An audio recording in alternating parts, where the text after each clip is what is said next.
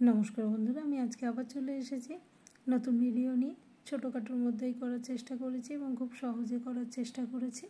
আশা করি আপনাদের ভালো লাগবে, সাথে থাকবেন। যারা নতুন আছেন প্লিজ যাওয়ার আগে সাবস্ক্রাইব করে যাবেন।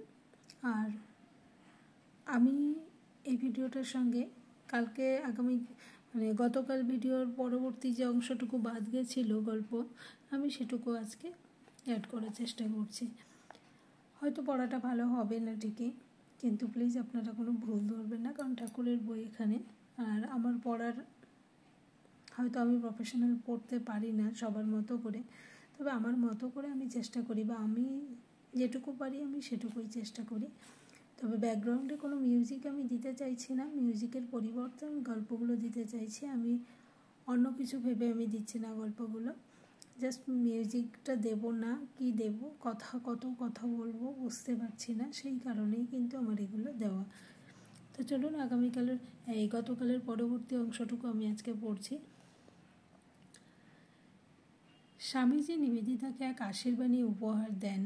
মায়ের হৃদয়ের বীরের দৃঢ়তা, মলয় সমীরে যথা স্নিগ্ধ মধুরতা, যে পবিত্র কান্তি বীর্য আর্য দেব বেদিতলে, নিত্যরাজে বাহাহীন দীপ্ত শেখানলে, এসব তোমার হোক আরও হোক শত, অতীত জীবনে যাহা ছিল স্বপ্নাতীত, ভবিষ্যৎ ভারতের সন্তানের তরে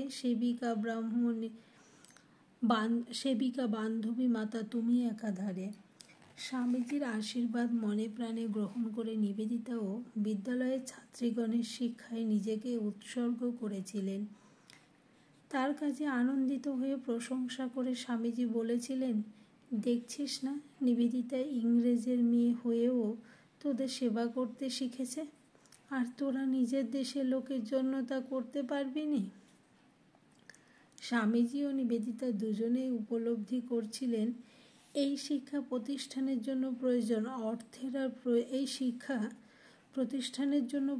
অর্থের আর এক দল মেয়ের, যারা এই মহৎ উদ্দেশ্যে নিবেদিতার মতো জীবন উৎসর্গ করতে প্রস্তুত। তখন অতি অল্প বয়সে মেয়েদের বিবাহ হতো, ফলে অনেকে সেই বয়সে বিধবা হয়ে সারা জীবন মহা দুঃখে কাটাতো। এইসব মেয়েদের যথাযথ শিক্ষা দিয়ে তৈরি করা হবে, পরে তারাই ব্রতধারিণী রূপে দেশের সর্বত্র মেয়েদের মধ্যে শিক্ষা প্রদান ও তাদের সব সমস্যার সমাধানের ভার গ্রহণ করবে। এই ছিল স্বামীজির পরিকল্পনা। তাদের কাছে কর্মক্ষেত্রই হবে গৃহ, ধর্ম হবে একমাত্র বন্ধন, এবং তাদের ভালোবাসা থাকবে কেবল গুরু, স্বদেশ ও জনসাধারণের প্রতি। অল্প সময়ের মধ্যেই নিবেদিতার স্কুলটি বেশ সুন্দর গড়ে উঠেছিল, যদিও মাঝে মাঝে তিনি খুবই হতাশ হয়ে পড়তেন, কারণ যে মুহূর্তে একজন ছাত্রী হয়তো তার যত্নে ও পরিশ্রমে লেখাপড়ায় বেশ উন্নতি লাভ করতে আরম্ভ করেছে, এমন সময় তার বিয়ে হয়ে গেল। ক্ষোভে ও দুঃখে তিনি প্রায় কেঁদে ফেলতেন। তবে স্কুলের দায়িত্ব সম্বন্ধে তিনি অনেকটা নিশ্চিত হয়েছিলেন। স্বামীজির শরীর অসুস্থ হওয়ায় বিদেশ যাত্রার কথা চলছিল,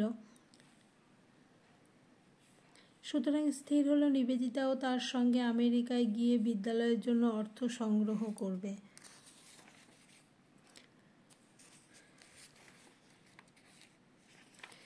এই অংশটুকু এখানেই শেষ হয়ে গেছে। বিদ্যালয়ের সূচনা, মানে স্বামীজিকে বিদেশে নিয়ে যাবে এবং সেখানে সাথে নিবেদিতা যাবে এবং অর্থ সংগ্রহ করবেন, এইটুকুই শেষ।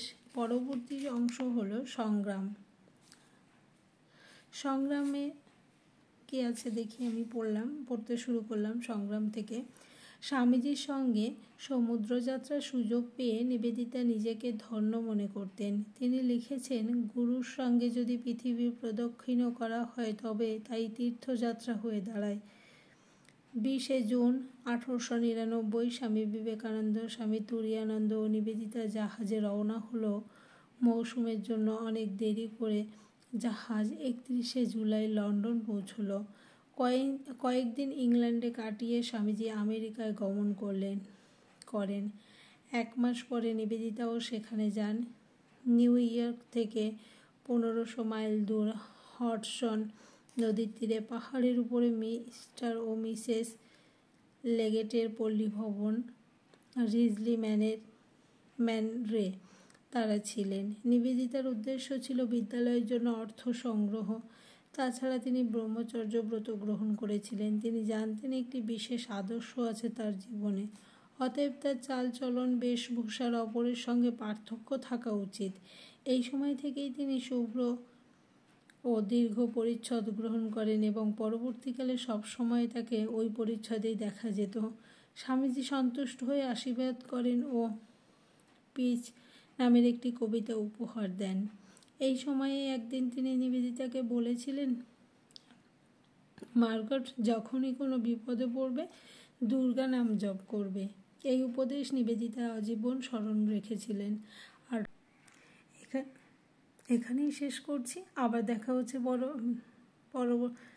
আগামীকাল ঠিক এই সময়ে এর পরবর্তী গল্পের অংশটুকু নিয়ে। সবাই ভালো থাকবেন, সুস্থ থাকবেন, সাথে থাকবেন। Tata, bye bye, good night.